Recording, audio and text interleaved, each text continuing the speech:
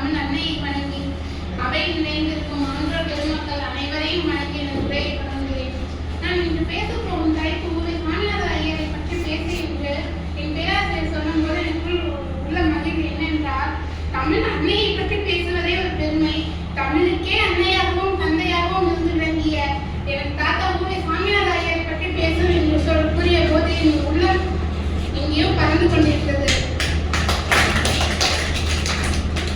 தமிழுக்கு அன்னையார் ஊரை சாமிநாத ஐயர் பிப்ரவரி திங்கள் 19ஆம் நாள் 1885ஆம் ஆண்டு பிறந்தார்.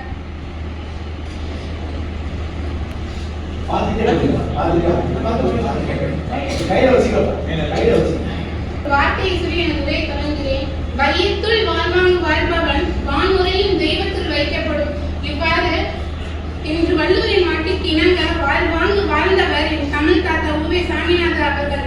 ஓலைச்சுவடிகளை தேடி அலையோ அலைந்து தமிழுக்கு தன் மகள் குமரி கண்டத்தில் அணிகலன்கள் எதுவுமே இன்று வீட்டிருக்கிறாரே என்று தன் மனம் பொறுக்கவில்லையே என்று ஈரோடு மாவட்டத்தில் ஆற்றில் மிதந்து வந்த ஓலைச்சுவடிகளை பார்த்து, இந்த ஓலைச்சுவடிகளை என் மகள் அணிந்திருந்தால் அவள் எவ்வளவு அழகாக இருப்பாள் என்று எண்ணி தனது பயணத்தை தொடங்குகிறார்.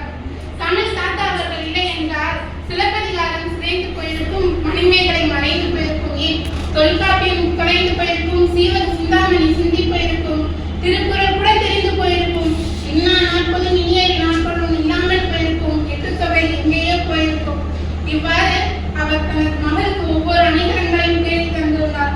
மகள் அணிகலன்களை சுட்டினால் போதுமா, அவள் அணிந்திருக்கும் மலருக்கு பெயர் என்ன என்று தெரியாமல் எங்கே இருந்து வந்த குறிஞ்சி பாட்டு ஓலைச்சுவடியில் 99 பூக்களுக்கான பெயரையும் தேடி இரண்டு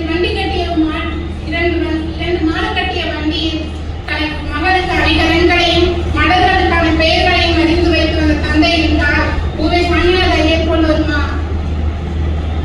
இவ்வளவு தூரம் தன் மகளை அழகுபடுத்திய அவர் தனது மகளை அரியணை ஏறும் 5 ஆண்டுகளுக்கு முன்பு, அதாவது நமது இந்தியா விடுதலை பெறும் 5 ஆண்டுகளுக்கு முன்பு ஏப்ரல் மாதம் 28ஆம் நாள் 1942ஆம் ஆண்டு தனது இன்னுயிரை நீக்கிறார்.